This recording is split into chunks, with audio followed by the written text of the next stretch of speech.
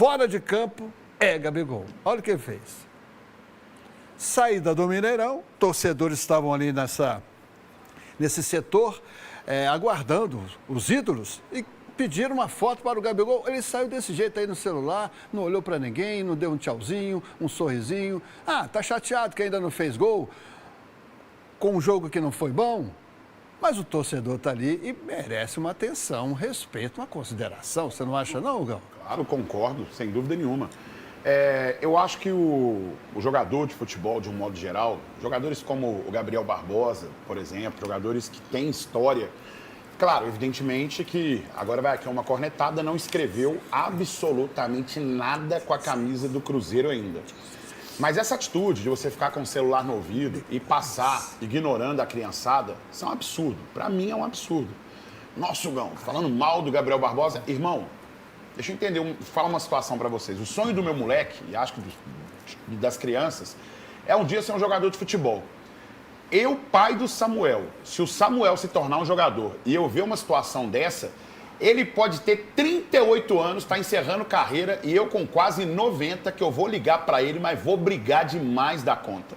Nós temos obrigação, quando eu falo nós, é pelo fato da gente ter também a nossa representatividade também com a nossa torcida.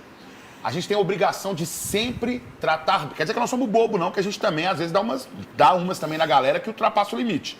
Mas a pessoa que quer uma foto, quer uma resenha, trocar uma ideia na moral de boa com você, ele que te admira, você tem que dar atenção para a pessoa, sim. Tem que parar, bater foto com a criançada, porque essa criançada aí não tem culpa se você tá mal, se você tá bravo por causa do jogo, não. Os torcedores estão ali porque eles querem a atenção do ídolo. Imagina a frustração dessa garotada. E repito, Gabriel Barbosa, você ainda não escreveu nada com a camisa do Cruzeiro para passar nessa perna aí. Agora eu não sei, eles tinham que imaginar que se ele ganha 3 milhões, é por causa desses torcedores que compram a camisa, que vão ao estádio, que prestigiam o clube e ele, e é por causa da imprensa. E são os primeiros que eles tratam mal. O cara tá mal, ele fica dando uma resposta em repórter, que tá fazendo pergunta pertinente, e fica passando direto com a garotada, com o torcedor, que faz ele ganhar o dinheiro dele. Não, olha a criança com o pai ainda atrás. Feio, muito feio. Eu acho que essa imagem fica mais feia porque ela vem uma semana depois que o Hulk para atender a criançada cruzeirense. O Hulk que não teria esse compromisso, ele poderia falar, olha, é um ambiente hostil para mim, porque eu não sei o que vem. E o Hulk para, eu não estou falando aqui em tom de provocação, não estou falando, mas isso pesa pro Gabriel. Aliás, é um caso aí, assim, a provocação. O Gão hoje é chamado de Gabriel Barbosa. Já é igual a minha mulher quando me chama de Rafael. Otávio. A Silvia quando fala assim. A Silvia quando fala assim, Otávio José. Eu falo, nó, o que vai pegar agora? Até o que você não fez, você vai confessar. Agora, o Gabriel Barbosa poderia aprender, é isso mesmo, Gabriel poderia aprender com o senhor Fábio, por exemplo, que é um gigante na história do Cruzeiro, que na fase boa, na fase ruim, metia a cara, conversava na moral com a imprensa, é ou não é, Toledo? A galera sabe disso aqui, sempre meteu a cara e conversou de boa com a imprensa e tratava todos os torcedores muito bem, tomando goleada, ganhando, perdendo, sendo campeão. Isso é a atitude de um cara gigante. Isso aí, Gabriel Barbosa, você pisou na bola. E a saúde do Cruzeiro aí? Contra o Betim foi mais ou menos, né? Vitor Moreira, os bastidores desse empate que derrubou o técnico Fernando Diniz.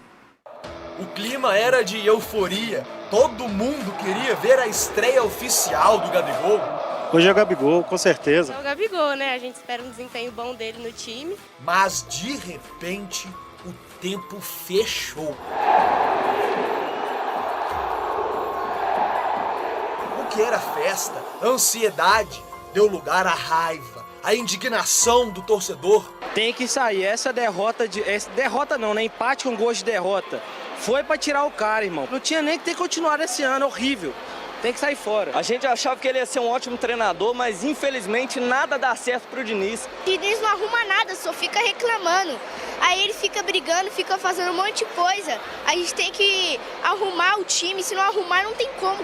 O Pedrinho comprou os jogadores para quê? As cobranças são pelos resultados, só 4 vitórias em 20 partidas e pelo desempenho do time em campo. Contra o Atlético em Brasília, o Cruzeiro não deu nenhum chute a gol.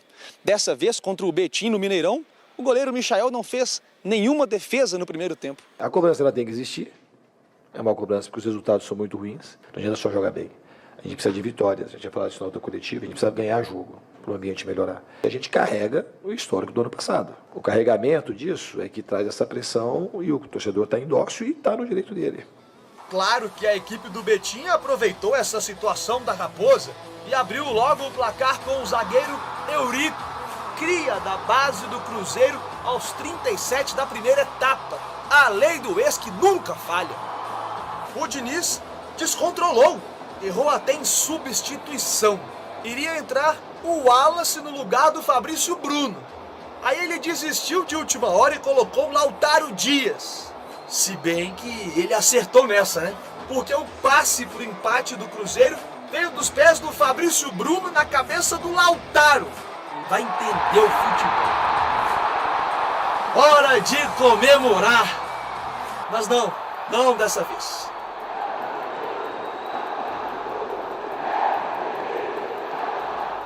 Hoje o que aconteceu no primeiro tempo, para nós jogadores foi vergonhoso. Os primeiros 30 minutos, 35, muitos erros técnicos. Erro de errar um passe de 2 metros. A gente pode de repente falar que o time pode ter uma oscilação por começo de temporada, mas pelo elenco que a gente tem, não pode ser um resultado normal jogando na nossa torcida com todo o respeito ao nosso adversário. E a gente tem que ter essa cobrança aí, que esses resultados não podem ser normal. Mineirão. Público de 33.308. Espetacular, Leopoldo Siqueira. Nossa, no Campeonato Mineiro, 33 mil pessoas, ótimo. Agora eu vou te falar. Não tinha 15 minutos de jogo e o Betim já colocando as garras pro lado de fora. E, gente, ó, eu tenho um respeito gigante pelo Betim, respeito gigante por equipes do interior de Minas. Mas o cara que veste a camisa do Cruzeiro, ele tem que entender a responsabilidade que é e a cobrança que é de você enfrentar uma equipe como o Betim e não corresponder à expectativa do torcedor. E aí uma falha, né? O cara cabeceou no meio da defesa ali. E gol do Eurico. Mas duas jogadas conscientes do Betim. A gente tem que valorizar um time que passou aperto para subir para a primeira. Exatamente. E o Eurico foi um grande craque da base do Cruzeiro. Foi, grande jogador da base do Cruzeiro. E ainda assim, quando você começava a ver o time do Cruzeiro, você falava assim, não, agora vai. Não ia. Por quê? Porque o jogo do Diniz, ele compromete a saída dos laterais, ele compromete a eficiência dos volantes. A gente não viu a meiuca trabalhando, a gente não viu os volantes explorando muito os recursos de você poder ter um Matheus Pereira ali e um Dudu. A gente não municiava o nosso ataque. Não adianta você ter um toque de bola, isso é um toque de bola inútil. A palavra é essa, toque de bola inútil. E olha a dificuldade que o time dele tem de sair pro jogo. Gente, eu entendo a ausência de qualidade, entendo tudo isso. Mas às vezes o cara não encaixa o esquema de jogo deles. Aí é a jogada do gol, aonde o Lautaro entra em campo. E sabe o que é engraçado? O Diniz, na hora de mexer, ele mexeu bem no time.